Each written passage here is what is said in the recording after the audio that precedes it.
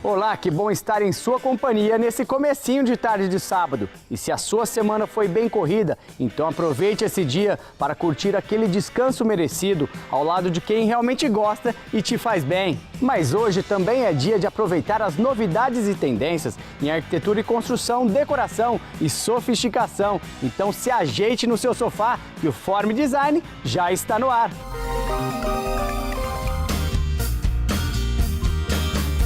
Se pensa em construir uma casa, vale a pena planejar a obra, mas quando ela se aproxima do final, é hora de escolher os acabamentos e revestimentos. Mas não se preocupe, que nós vamos te ajudar.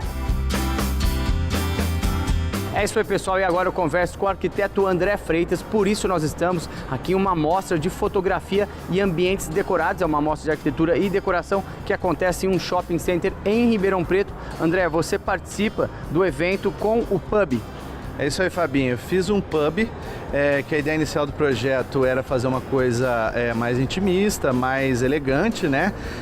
Podendo ser adaptável em qualquer tipo de projeto, vamos dizer. Desde o projeto saindo do papel, que a gente tem todo esse planejamento, podendo adaptar esse espaço, talvez uma varanda, num anexo da casa, ou de repente até mesmo numa reforma, né? De uma residência, talvez adaptando alguns ambientes existentes, né, para esse uso e deixando com essa cara bem elegante e sofisticada. E o que você usou em materiais aqui nesse ambiente? Legal, os materiais foram escolhidos assim a dedo, com muito cuidado, e uma das coisas que eu gosto muito de ressaltar é o piso, que é um piso vinílico com as tonalidades de caramelo, mais puxado para caramelado, né, para dar essa cara de pub. O tecido de parede, puxando também esses tons de dourado, e os frisos nos painéis vermelhos, né, que esses frisos são pintados, né, da cor de qualquer preferência. E por que a escolha desse piso? Esse piso aqui, ele tem uma rápida instalação, ele é muito rápido de instalar. O produto que usa para colar o piso, ele é praticamente sem cheiro, né? E a facilidade de limpeza, de instalação, a rapidez de pós-obra, que você instala, dali poucas horas já pode estar transitando, né? E no caso do tecido de parede também é o mesmo contexto. Converso com o Vinícius de Assis, representando a Passa Láqua Decor, aqui na mostra de decoração no pub do arquiteto André Freitas. É isso aí, Fabinho. Foi uma grande honra para a Passa Láqua receber o convite do André para a gente participar junto desse projeto. E como foi apresentado pelo próprio André, a nossa contribuição aqui, os produtos que nós disponibilizamos para o ambiente, deu todo um destaque, todo um diferencial mesmo para o projeto. O piso vinílico, que traz mais essa coisa intimista, aconchegante, as molduras em poliestireno, que são tendências, o rodapé, que hoje deixou de ser um acessório do piso para ser um artigo de alta decoração no ambiente. Além do tecido decorativo, o tecido para parede, que fez todo o charme do ambiente, né? Que deu esse destaque. Então, para a gente foi uma oportunidade de realmente apresentar a grande variedade de produtos que a Passa Láqua disponibiliza para você, que está buscando uma reforma, está construindo, está querendo fazer uma coisa diferente, com uma viabilidade de tempo, com um custo bacana e que seja bem proveitoso aí na tua casa. Vinícius, e todos esses produtos apresentados aqui nesse ambiente, o pessoal encontra no showroom da Passa Láqua Decor? Com certeza, Fabinho. Todos esses produtos e mais uma infinidade, uma grande variedade de soluções para a tua obra, tá? Lá na Álvaro de Lima, número 400. Muito obrigado, o endereço está na tela aqui, Passa Láqua Decor, participando aqui da Mostra de Arquitetura e Decoração, aqui em um shopping em Ribeirão Preto.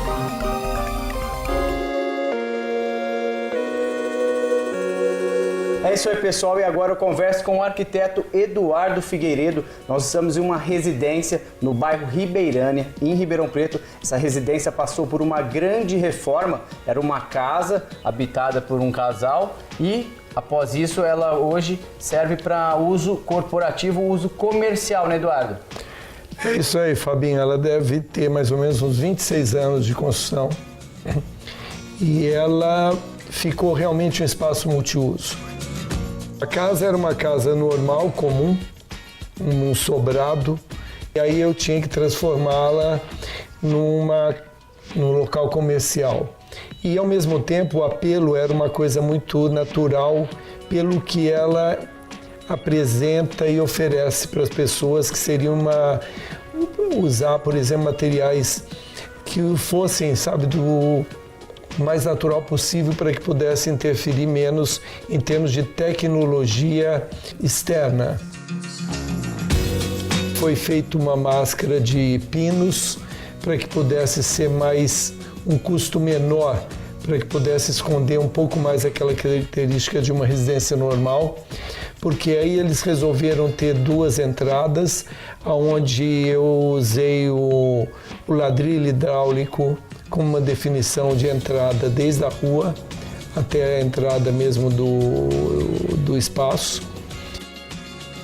Por uma questão também de custo e também de originalidade, aproveitar os materiais que a casa oferecia, como por exemplo o taco, que era um taco muito bonito, de pé, onde nós utilizamos tanto na parte do piso como também no revestimento da entrada das paredes.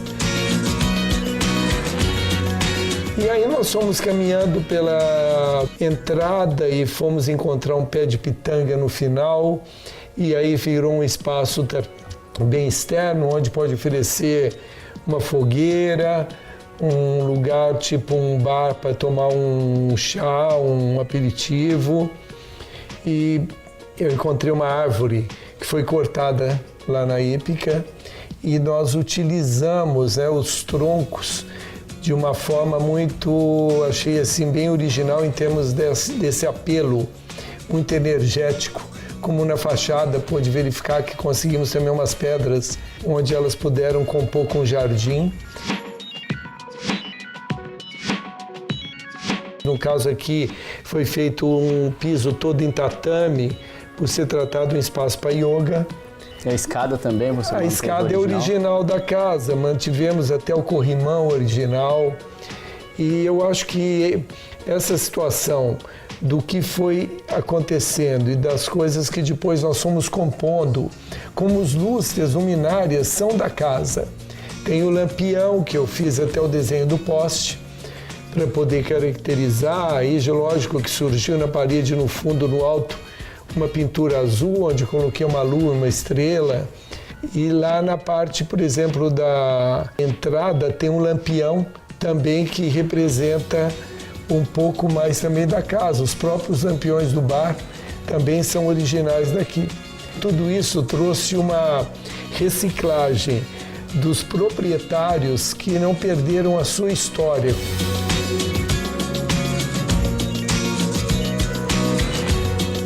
É isso, Eduardo Figueiredo, mais uma vez aqui conversando com a gente no Form Design, hoje apresentando uma transformação de uma residência, de uma casa, para um projeto corporativo. Muito obrigado mais uma vez, Eduardo.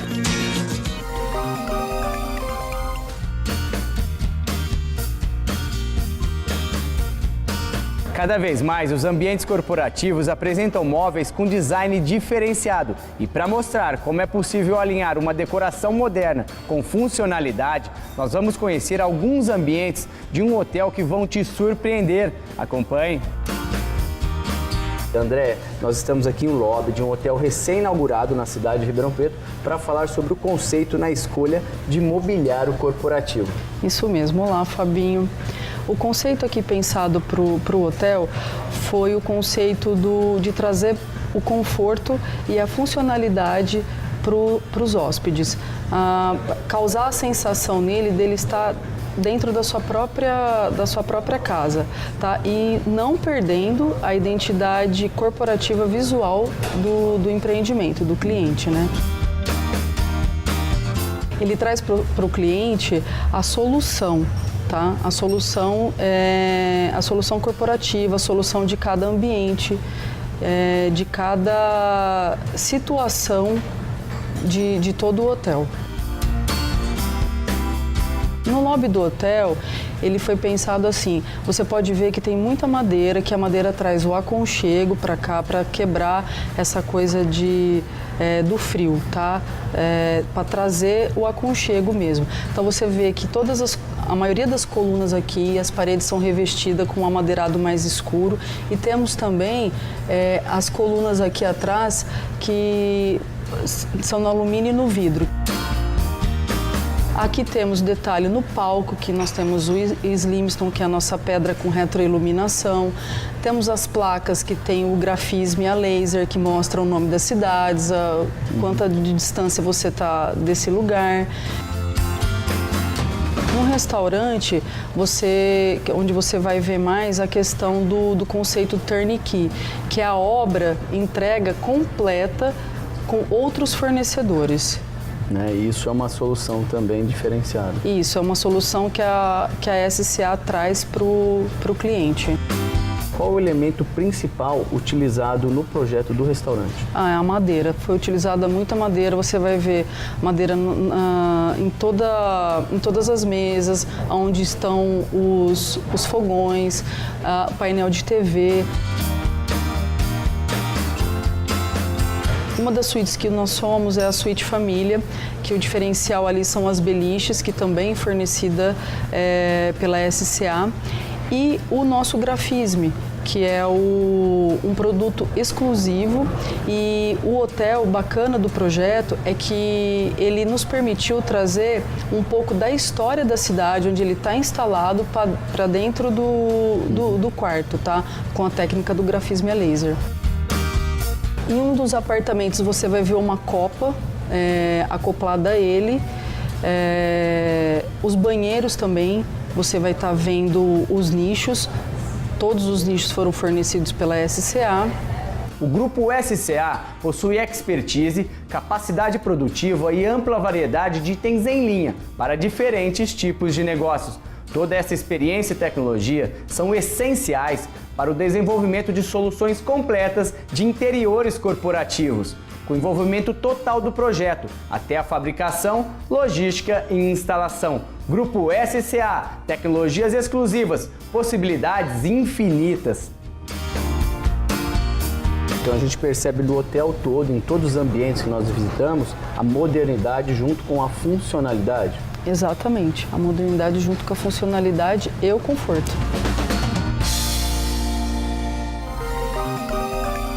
Vamos entrar no mundo da decoração para deixar a sua casa ou até mesmo o seu ambiente de trabalho ainda mais elegante. Acompanhe!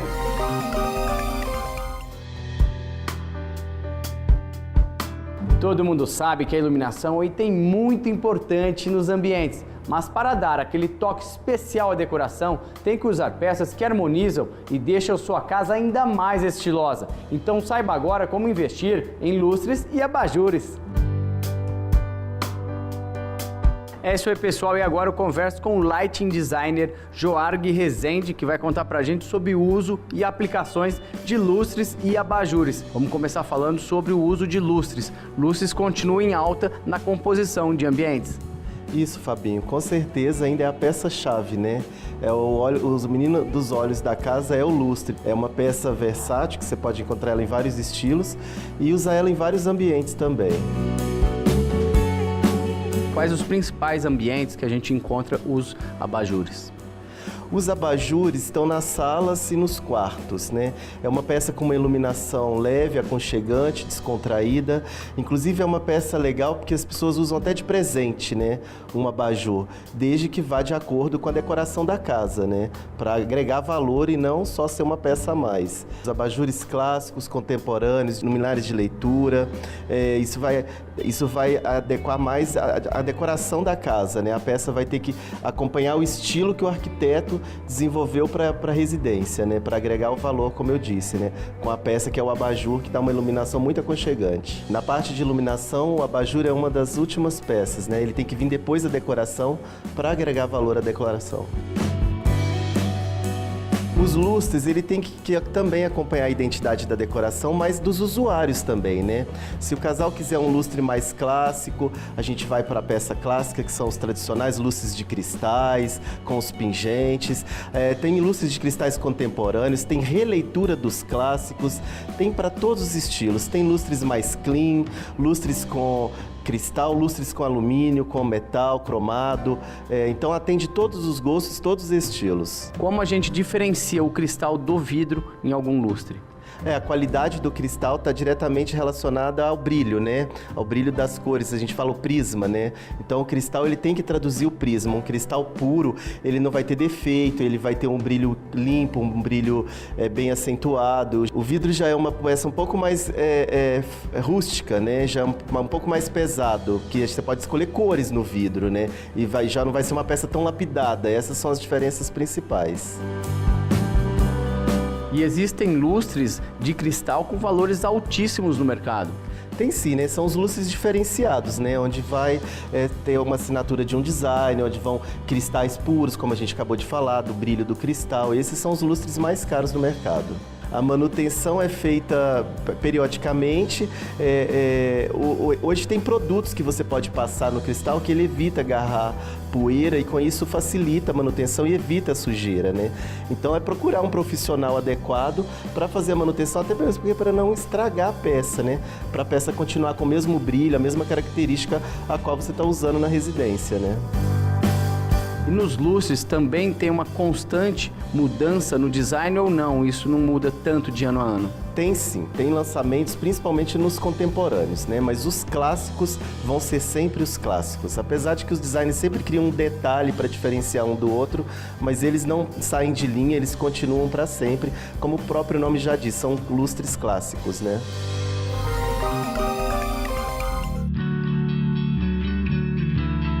O Form Design entra agora no ateliê da artista ribeirão-pretana que trocou a zootecnia pela fotografia e pintura em porcelanas.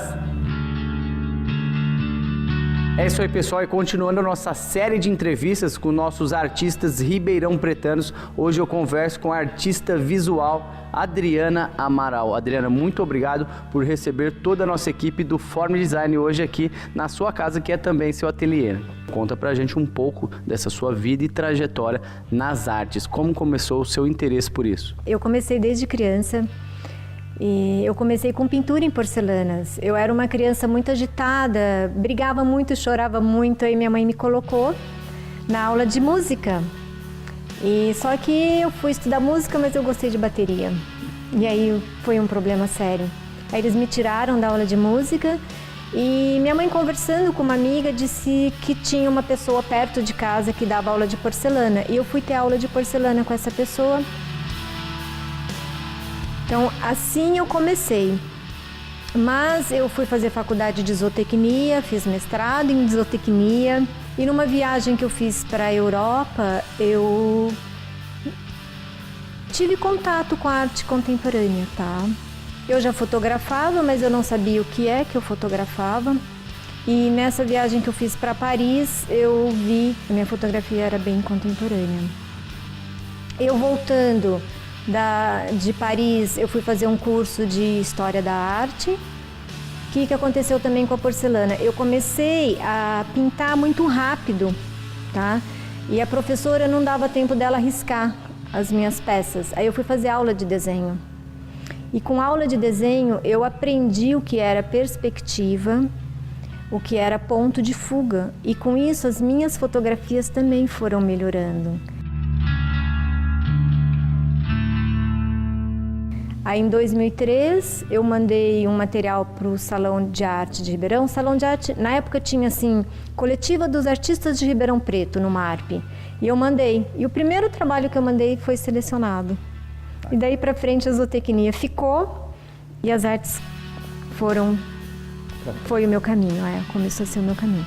E aí eu comecei a estudar, participei de 2 grupos, né, com críticos de arte que foram me orientando, que eu até ainda continuo com o crítico.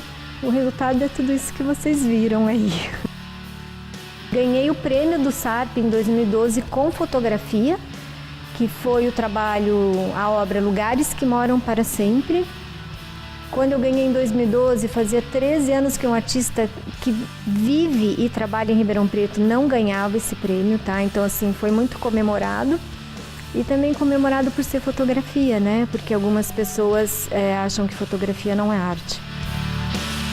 Uma trajetória muito bacana, né? E até hoje, você continua hoje, o que você faz hoje? A fotografia?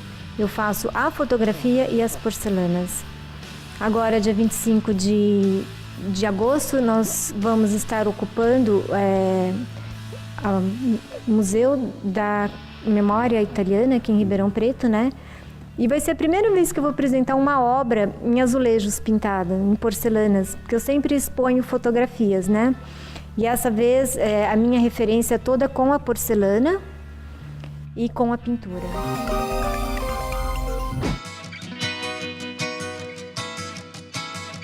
Uma das coisas que mais valorizamos é o conforto e a harmonia da nossa casa. E quando se fala em decoração, nada melhor do que adicionar detalhes que contribuem para um lar ainda mais estiloso e moderno. Quer saber como traduzir a teoria na prática? Então acompanhe! É isso aí, pessoal, e agora o Form Design conversa com o decorador da cidade de Ribeirão Preto, Alexandre Calil de Sales. Você ficou muito conhecido no estilo clássico, porém de um tempo para cá mudou bastante, a gente percebe até por esse próprio ambiente, que eu já estive aqui, era bem clássico e hoje não. A gente vê uma pitada muito grande do contemporâneo. Sim, aqui é meu living da minha casa. E você que conhece sabe que entraram algumas peças mais contemporâneas, mas essa sala ela tem como marca ser uma sala mais clássica mesmo. Como todo projeto, a gente inicia por alguma coisa. E eu comecei essa sala por esse tapete, que foi uma aquisição que eu fiz alguns anos atrás, é um tapete importante, bacana. E aí fui fazendo todo o trabalho e eu queria mesmo que a minha sala fosse mais pro clássico. O meu trabalho é muito marcado pelo garimpo, pela mistura de estilos. Eu não gosto nem que seja clássico ou moderno. Existem os lugares onde você adota a arquitetura mais clássica e os lugares onde são mais moderna. E vamos apimentando e distribuindo nos objetos e as coisas de decoração. Nessa sala em questão, vocês vão poder observar depois, que é uma sala que é bem misturado isso. Porque, por exemplo, sofás são modernos. A mesa de centro é contemporânea, moderna. Já as cadeiras são clássicas. Aí tem um cubo aqui moderno. Esse móvel é um móvel de família antigo que foi readequado, né? Ele foi customizado. A minha sala de jantar é um ambiente já que eu acho que é um ambiente que tem a mistura de novo, porque eu tenho gesso é clássico. A mesa em laca moderna, as cadeiras são modernas, o buffet é moderno, mas o lustre é antigo, é um lustre espanhol, quer dizer, de bacará, bronze. O tapete não é antigo, mas é um tapete persa, uma peça mais clássica. A varanda eu usei fibra sintética, porque hoje é o que a gente acaba usando, coríssimo nos sofás, mas entrei com almofadas mais elaboradas, botei um tapete bacana, como vocês vão ver, tem uma banqueta persa. Então essa brincadeira toda eu acho que complementa e segue muito o que é o meu trabalho, entendeu? E para finalizar tem também a tapeçaria na parede, que fica muito bacana. Aquela tapeçaria é um dos meus xodós. É uma tapeçaria francesa com cena de Debré e é uma coisa até que muitas pessoas se surpreendem quando entram ali na minha cozinha e falam: nossa, mas você colocou isso na área externa? Aí eu sempre brinco, mas por que não? Hoje a casa tem que ter coisa bacana em todos os ambientes, né? Porque a gente se criou com uma cultura de que na sala principal da casa põe tudo que é bom. O resto vai. Eu procuro passar sempre para os meus clientes o contrário, dar equilíbrio, tentar pôr um pouquinho de coisa boa ou muitas coisas boas em todos os lugares, né? Para a gente conseguir o efeito final. E no home também eu tenho uma tela moderna, eu tenho gravuras de Debré, são coisas que você vai brincando e vai trazendo esse efeito bacana. E quem é que não gosta de viver com produtos de qualidade e muita sofisticação? Então vem comigo aproveitar essas dicas. Já não é mais novidade que o sonho de toda menina é brincar de boneca e o sonho de toda mulher é ser mãe. Agora imagina ter em casa uma boneca artesanal que parece um bebê de verdade. Duvida? Conheça agora a arte Reborn. É isso aí, pessoal, e agora eu converso com a Janaína Constantini, que é artista Reborn, e vai explicar pra gente o que é essa arte. Jana, o que é arte Reborn? Oi, boa tarde. A arte Reborn consiste em a gente dar realismo a um molde. Os moldes são criados por artistas plásticas. Eu vou pegar esse molde, fazer todo o processo de pintura, daí feito em 3D, para chegar o mais próximo possível a um bebê. E como surgiu o seu interesse por essa arte? Sempre fui apaixonada na arte, sempre acompanhei fora do país, enquanto a técnica não existia aqui. Depois que a técnica veio para o Brasil, comecei a acompanhar mais de perto, para entender melhor e tudo mais. De onde vem a inspiração para criar os bonecos ou as bonecas? E as clientes mandam fotos, como acontece tudo isso? A gente tem duas opções. Tem a opção da pessoa escolher o molde que ela mais gostar, que é o formato do rostinho. Aí eu faço tudo de acordo com como que ela quiser, tonalidade da pele, cor de olho, cor de cabelo. Ou também a pessoa pode me mandar uma foto para a gente chegar o mais próximo possível ao bebê dela. Então a gente tem que dar sorte de encontrar um molde que se aproxima ao rostinho da criança, que aí a gente vai trabalhando em todas as características para se aproximar ao máximo. O processo de criação é simples, bem simples. A gente vai fazer todo o trabalho de pintura, a gente dá as camadas de pele tudo certinho, a gente vai dar efeito em 3D, vai criar realismo, desenho de sobrancelha, desenho de vasos e veias, depois vai para a implantação de cabelo, colagem de cílios, implantação de cílios, depois vai para a parte de montagem. Os moldes são feitos de vinil siliconado, o material é todo importado, existe hoje em dia quem usa moldes nacionais, só que eu só trabalho com moldes importados mesmo. E a arte só produz bonecas? Existem os bebês, né, que são os tradicionais, mas hoje em dia já criaram macaquinhos, que nem tem um ali atrás, já criaram cachorrinhos e até porquinho. Qual o público que procura essa arte? Então, querendo ou não, o público-alvo é adulto. É uma bebê mais voltada a adulto mesmo, que é mais um bebê de coleção. Porém, hoje em dia, as crianças começaram a descobrir a internet e começou a vender muito para criança também. Só que o público-alvo realmente é adulto, colecionadores, está usando bastante para presentear pessoas que têm depressão, porque querendo ou não é um santo remédio para depressão. Estão usando bastante o tratamento de Alzheimer também, que está sendo bem legal para estimular a mente.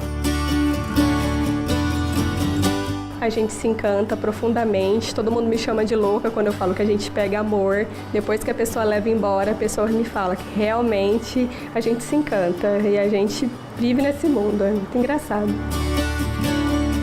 Cada dia cresce mais, as pessoas estão conhecendo mais. Quando eu comecei, ninguém conhecia arte, não sabia nada a respeito. Hoje em dia, as crianças já vêm conversando comigo sobre detalhes que antigamente ninguém conhecia. Já vem falando nome de moldes e tudo mais, então está sendo bem legal, está sendo bem reconhecido. A gente tem uma particularidade, por exemplo, que são os cabelos. Como é a aplicação? O cabelo tem duas opções, fazer cabelo em 3D, pintado em 3D, com várias colorações, mas o mais tradicional é o cabelinho implantado, que a gente vai implantando fio a fio, até dar todo o aspecto de cabelinho de bebê mesmo.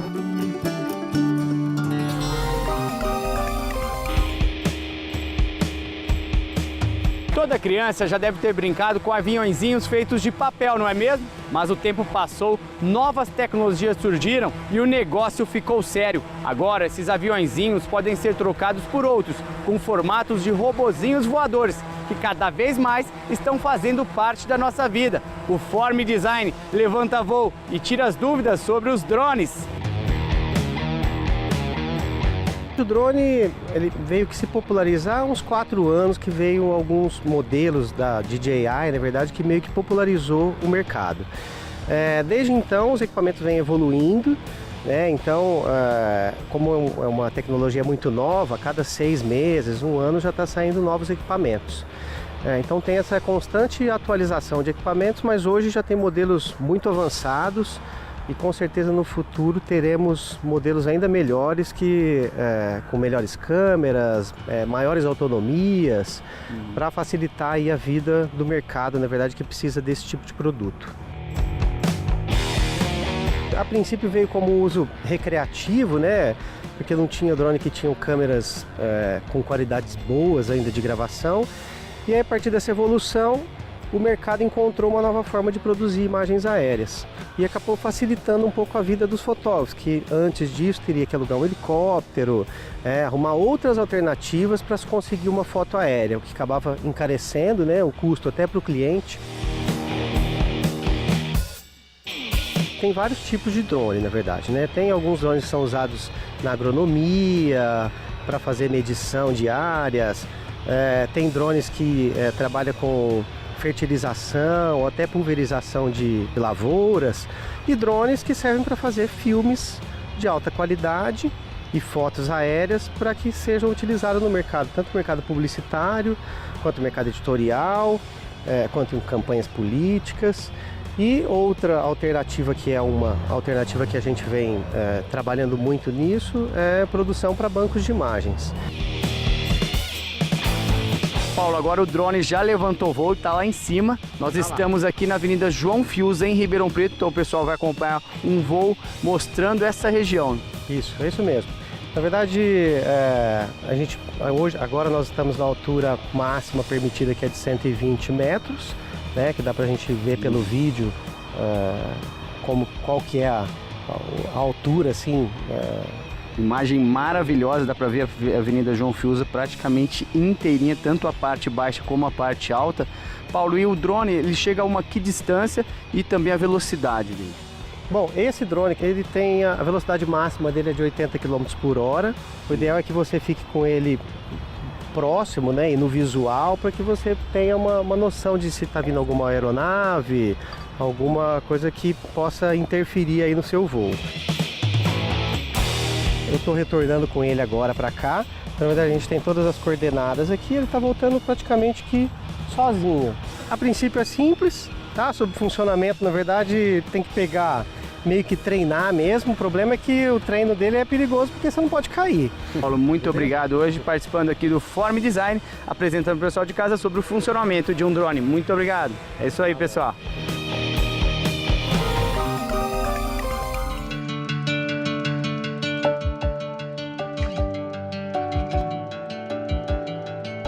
Com a correria do dia a dia, estacionar o carro pela rua parece uma tarefa complicada, não é mesmo? Mas nós vamos mostrar que é possível entregar a um manobrista profissional e economizar tempo. Quer saber como? Conheça agora um serviço de estacionamento. Com o crescimento da cidade, então hoje nós podemos operar de várias formas. Então o self-park é aquele estacionamento que o cliente mesmo estaciona, pega o seu ticket e vai embora. E depois ele se dirige até o caixa e paga o estacionamento, que é a modalidade que a gente usa no aeroporto, tá? Um exemplo. E você tem também o valet, que é muito usado nas casas de eventos de Ribeirão Preto, para casamento, festas. E você tem a operação que você pode usar em prédios comerciais, shoppings, supermercados, que ela pode também ser com manobrista ou sem manobrista. Depende da estrutura do local, do edifício comercial, da distribuição das vagas, enfim, da demanda de cada local. Mas também pode ser um serviço VIP ou um serviço self-park. Também tem essas duas modalidades. Muitas pessoas têm receio, por exemplo, em deixar o carro em serviços de valet. Como ganhar a confiança do consumidor? Então isso é muito importante, Fabinho, porque você precisa ter uma equipe bem treinada, tá? O serviço precisa ter câmeras, né, na entrada, tá filmando. É importante o manobrista estar olhando o carro. E passar essa segurança para o usuário. A hora que tiver uma reclamação, se você não tiver a filmagem, você tem que se responsabilizar por essa reclamação. E quando tiver um problema, você tem que dar um atendimento na hora para o cliente, onde você gera uma confiabilidade. Vinícius, e como essas empresas buscam profissionais no mercado, os manobristas? Então, Fabio, a estratégia que eu acho melhor é treinar essa equipe, porque você pegar o profissional pronto, você corre o risco de ele já estar com vícios, já ter vícios de outros locais de trabalho. Então, o ideal é você treinar ele desde o início para você ter uma mão de obra do jeito que você precisa. mercado ele é concorrido como qualquer outro mercado, tá? Então eu acho importante você ter um trabalho com qualidade, você se destacar com aquilo que você oferece, a apresentação do seu negócio, para você conquistar o seu cliente, senão você vai ser mais um.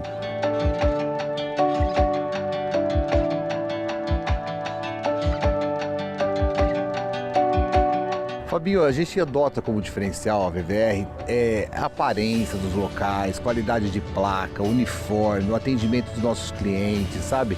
Então, nossos funcionários são antigos, justamente para que o cliente se identifique. Hoje eu tenho funcionário de 10 anos, 15 anos, que são chamados pelo nome. Então, é isso que a gente quer, que o cliente conheça a nossa equipe. E vocês trabalham com serviço de valet com empresas e eventos também? Sim, nós temos valet shopping, fazemos eventos, casamentos, festas, aniversário, o que precisar.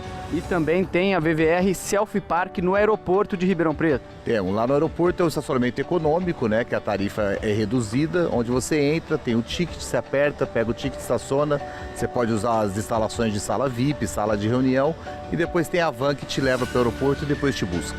E finalizando, tem a administração de estacionamento. Sim, podemos administrar terreno, prédio comercial, hospital, supermercado, enfim.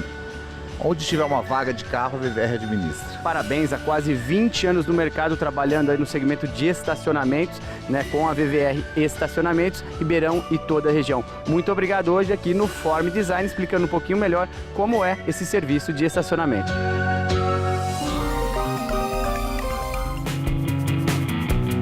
Se acha que preparar um bom churrasco diz respeito apenas a assar a carne, olha que você está enganado. Então vem comigo conhecer os segredos de como acertar no corte e principalmente no ponto da carne. É isso aí, pessoal, e agora eu converso com o Carlos Henrique Jorge, mais conhecido como Carlão Churrasqueiro, ele que é churrasqueiro profissional e vai contar pra gente hoje como se faz um verdadeiro churrasco, né, Carlão? É isso aí, Fabinho. Vamos mostrar pro pessoal de casa hoje como preparar carnes vermelhas na brasa, né? Temos a picanha ali, que não podia faltar, né? O brasileiro adora picanha, é das carnes que mais utilizamos em churrasco. Depois temos o contrafilé. Esse contrafilé, no caso, é um corte do bife de ancho. Ele tem vários nomes, né? O ancho é o nome argentino. Tem o nome entrecote, contrafilé noix, filé de costela, então são vários nomes, né? O resultado final é o mesmo.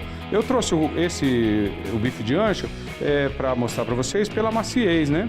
O contrafilé ele é grande, é uma peça bem grande assim, e 2/3 dele tem uma capa de gordura em cima, né? E 1/3 tem a capa de gordura no meio, que seria essa gordura aqui que a gente tem. Então essa gordura na grelha ela vai derreter e entrar na carne, então vai deixar o corte mais saboroso e mais macio. E por último, eu trouxe aqui uma iguaria praticamente para vocês conhecerem.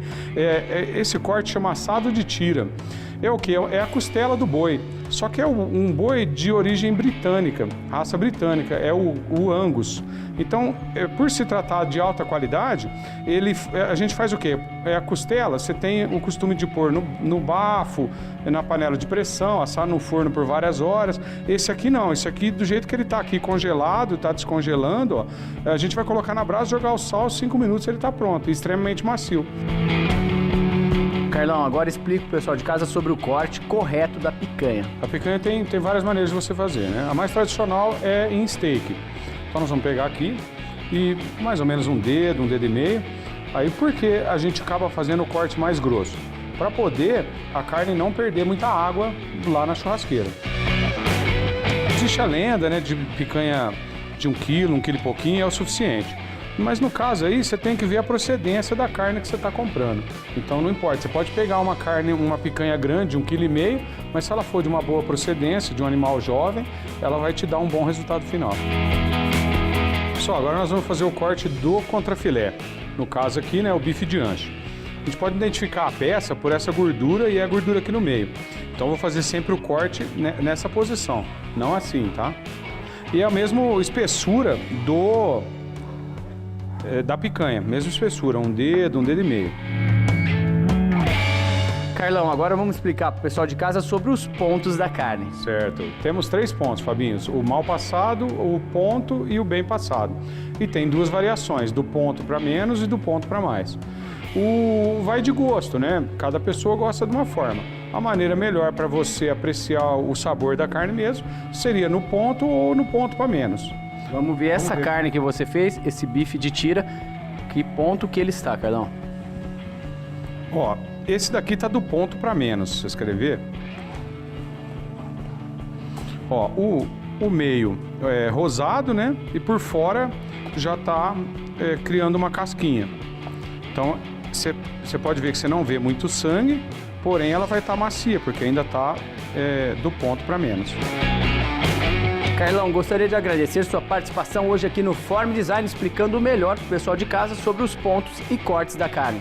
Ok, Fabinho, eu agradeço também aí pela participação. Espero que as nossas dicas tenham sido úteis aí para o pessoal de casa. E agora vamos fazer o melhor que tem no churrasco, né, Fabinho? Quer comer?